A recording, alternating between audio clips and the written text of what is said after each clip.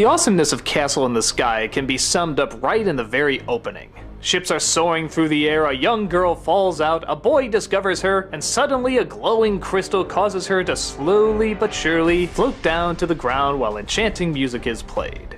Yep, that's the movie in a nutshell, and I mean that in a very positive way. Castle in the Sky has all the ambitious adventure of a kid's film that you remember watching in the 80s. The ones that had a touch of an edge, but mostly a very timeless, endearing feel to them. The ones like Return to Oz or Labyrinth. The ones that still seem to hold up after so many years. Well, for the most part. There's no David Bowie codpiece in this. Though maybe the head of that robot could... Anyway, the film starts off exactly like I said, a girl falling to the ground and a boy discovers her. The boy's name is Pazu and the girl's name is Sheeta, voiced by Anna Paquin and James Van Der Beek. He nurses her back to health as she admits that she's being chased by some evildoers. The kind that know that she is the key to some sort of mystical something or other. Again, very 80s fantasy. Quite coincidentally, Pazu has been looking for that something or other. A floating city known as Laputa. Some believe it's been destroyed, others say it never existed, but of course, our young heroes are destined to discover it. Along the way, they come across some treacherous air pirates, with their leader voiced by Cloris Leachman, who in my opinion can do no wrong. She once again plays up both the comedy and the awesomeness of this character, being both goofy and badass at the same time. The villains chasing them are led by Mark Hamill, who, if you know his voiceover work, once again gives a deviously delicious performance, dragging out his lines and constantly making you question, does he have a British accent or not?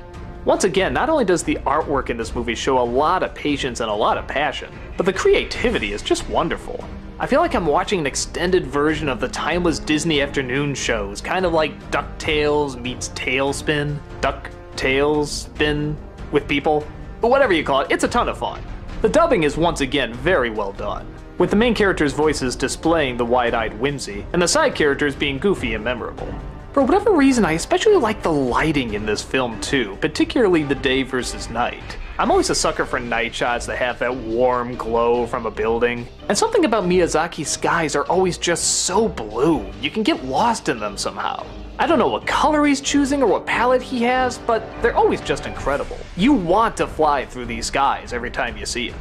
If I had to nitpick anything wrong, I guess I could say that maybe James Van Der Beek sounds a touch too old to be playing this part, but then again, you can't quite figure out the boy's age, maybe just his voice is changing.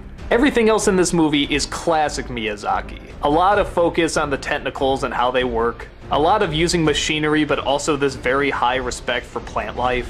There's something so cool about seeing those rustic robots and yet having green grow on them. In a strange way, I think that almost sums up Miyazaki's work. A perfect combination of advanced technology that's also kind of old, kind of new, but always has a good mix of nature in there too. The pirates especially are just so likable. I don't know what it is about them, they're just so much energy and they're so goofy and they have such an awesome leader. It's pretty hard not to wish you could be a part of this group.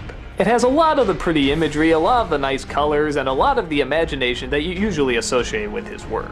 It's hard to know what else to say about it. I mean, I don't know if it's gonna be breaking any big barriers necessarily, at least none that I know of, but as these general fantasies go, ones that mix technology with great characters and a gripping story with lots of nature and excitement and romance and just all that good stuff that you've grown to love, this one mixes them up pretty good.